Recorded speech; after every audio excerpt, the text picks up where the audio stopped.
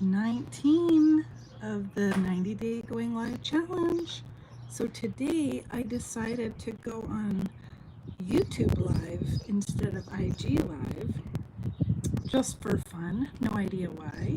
Just thought it would be fun to kind of mix up the lives since I have to go live for 90 days. And actually, it's not having to go live for 90 days. It is, I am privileged to go live for 90 days. And what I wanted to talk about today, I thought for day 19, I really wanted to talk about, I was thinking about my pets. And you're probably thinking, well, what does this have to do with anything? But if you saw the title of this live, it was how trauma affects people differently. And the reason I wanted to think of, the reason I thinking about my pets is because my, so I, every time we travel, in the last few trips, we have adopted a animal from the kill shelter or rescued an animal. And that was traumatized or abused or beaten. We would have 5 chihuahuas, but one of our chihuahuas passed away. So we have 4 now. And the way that I see this is by the way that I see them. When my dogs, so first of all, when my dogs are playing, you can see a difference in the dogs that have been traumatized. When my dogs are eating, you can see a difference in the ones that have been traumatized. When they're having affection, there's difference. And so there's the main dog, Ricky, with her baby, Frankie, and these are all chihuahuas, and she is, they are ours that we got, and they have never dealt with any kind of trauma in their life except for maybe dog fights or something between them. Otherwise, they've been raised in a happy, healthy home with unlimited water and food and shelter and love, unconditional love, even when they're naughty. And the other 2, like I said, were from kill shelters and were definitely abused. I mean, they cower and they turn their head when somebody is sweeping the floor, vacuuming. They've been traumatized before, very much, and they've been starved. So they've also been so hungry. And the other ones have never had any issues with food. They've always been well fed, and there's always a bowl of food out. I don't ration my animals. I just let them eat what they need to eat and then they leave. And so it's an interesting thought when the 4 of them are together. Like I said, there was 5. So when they were all together, when they are together playing, it's a total different scene. You can just tell the difference between an animal that has come from this unconditional love and had all of the needs met than an animal that hasn't. They hide food. They take food crumbles and go put them places. They cower, like I said, when somebody's doing something with an activity. They they get very nervous and skitterish and just do such different things and behaviors than a normal person would. They have lack of trust. They're not sure. They're not sure if they're going to have enough food. I know the one of our dogs has such a deep instinct in chasing birds because it probably had to survive off of these birds from the desert, that she'll actually, a tiny little chihuahua, go after my chickens.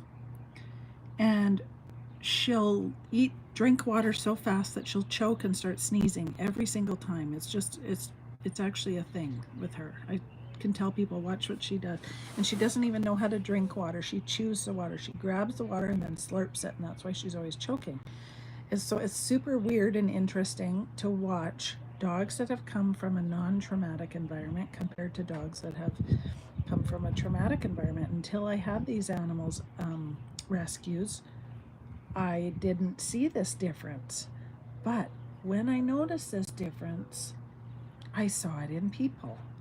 I could see how someone from a really happy, healthy home and loved behaved different, and I would notice that in my animals. I would notice that within the people. And of course we think, okay, we know that already, that someone's going to be different, but this is significant, very obvious and significant difference when somebody comes from a place where they are absolutely loved and have all the amenities that they need compared to somebody that doesn't. And it's just like it's so much similar to humans in the way that the more trauma that you've had that's impacted you, the more trauma layers that have built up impact you, just like these animals that I'm watching.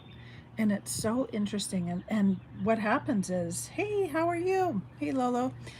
What happens is we tend to behave in a certain way, just as animals who are abused um, tend to react. We have these situations where we're not trusting, we're questioning, we aren't sure if there's going to. Sometimes, people that have been and lived in deep poverty don't have that trust that there is going to be enough money and there is going to be enough food and there is going to be safety, and everything comes down to safety.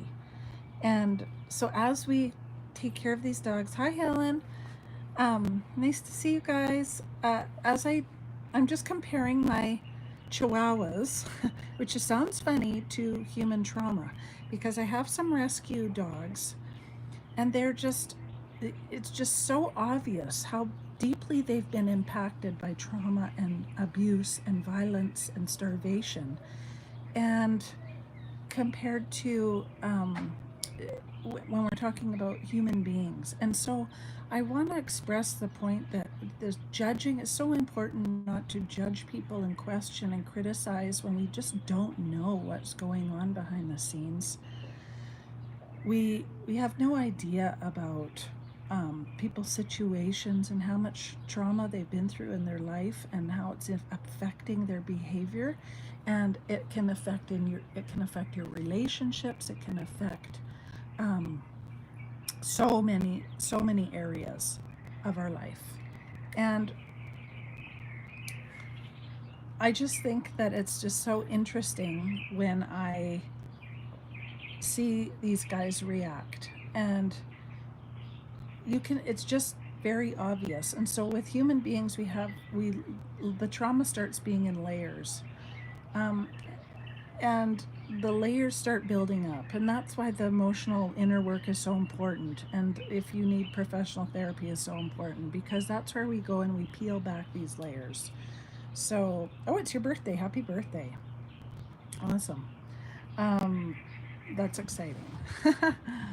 So I just wanted to share that because sometimes it's not so obvious. Sometimes people have worked through a lot of things and they've got to a point where they feel they react and respond in the world very emotionally stable. But there's a lot of people that don't feel that yet. They're not there yet. They're still impacted by all this. They still have fear and anxiety riddled through them when something comes up, and it can affect people for years and years when they've been through so many different layers of trauma.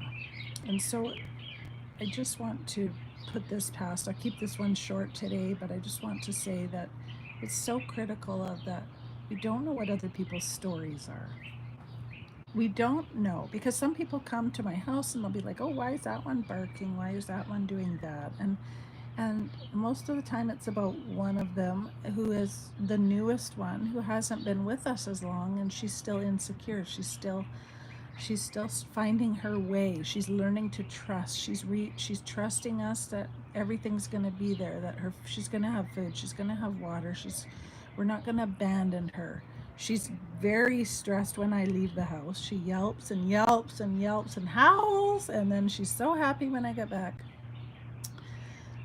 And it's just like in children, and not only just children, adults too, how when we have been abandoned as one of our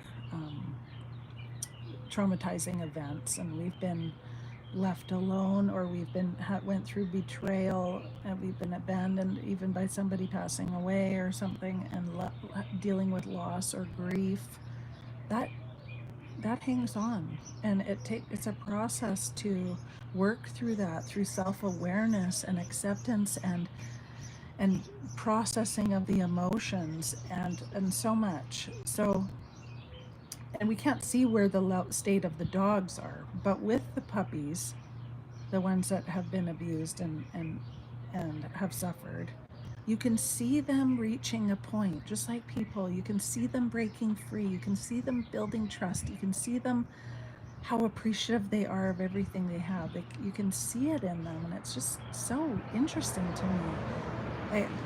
It just reminds me of children, and the way that traumatized children, but sometimes still adults, and how we have all of these feelings that when they're not dealt with, or we've continued to have trauma over and over and they haven't been processed, the cycle just keeps continuing. And so I hope for you that you would consider doing, if that's you, the inner work, and keep working on things and allowing things to unfold as they will, and get help if you need, because don't be afraid to get any support. And if you guys are interested, you can join my free community. It's called Create, Heal, Shine on the school platform. I'll leave a link in the comments below. I think there already is a link, actually, but I'll leave a link in the comments. And then it's called the Create, Heal, Shine community. And then I have a paid community as well called the School of Purpose, which is more like an academy with a main group program called The Journey Back to Self, which is a major exploration of coming back to who you truly are authentically, and working through anything that's holding you back, finally breaking through some of this trauma and anxiety and chronic stress, and moving forward and being able to turn your pain into purpose. And that's the whole benefit of beauty of that. So yeah, if you'd like to join me, feel free. I'll leave a link. And in the meantime, next time you see animals, notice small behaviors. You'll notice that they're just like children in the way that they sometimes behave and act, to get your attention, to do all of these interesting things. But the real thing that I continue to focus on with my newest puppy is this abandonment. And so it's an ongoing challenge and work to make her feel secure and know that she's not going to be abandoned and she's loved. And I think that to give yourself patience and grace and compassion as you slowly release those thoughts and feelings, if you've dealt with any of that, because it clings on. And sometimes somebody will just say something or do something, or you'll think something or have a dream about something, and it'll bring that right up about something in the past that has went on and trigger something. But the trigger, if you're triggered by something, that just means that you're ready to work on that. You're ready to go there. You're ready to kind of ask yourself some powerful questions about why you're having this trigger, why this is affecting you, and that you're ready to kind of go through this and process these emotions finally. So that's what I wanted to share today, and I can't wait to see you guys on day 20 tomorrow for the going live for 90-day challenge. I don't know where I'll do it, if I'll do it on my Instagram page or not, but it's create.heal.shine on Facebook and Instagram, and Create, Heal, Shine on here. So I'll love you and leave you, and I'll talk to you really soon, and have a great day. And I will see you for day 20 somewhere at an airport, I think, tomorrow. Bye, everybody.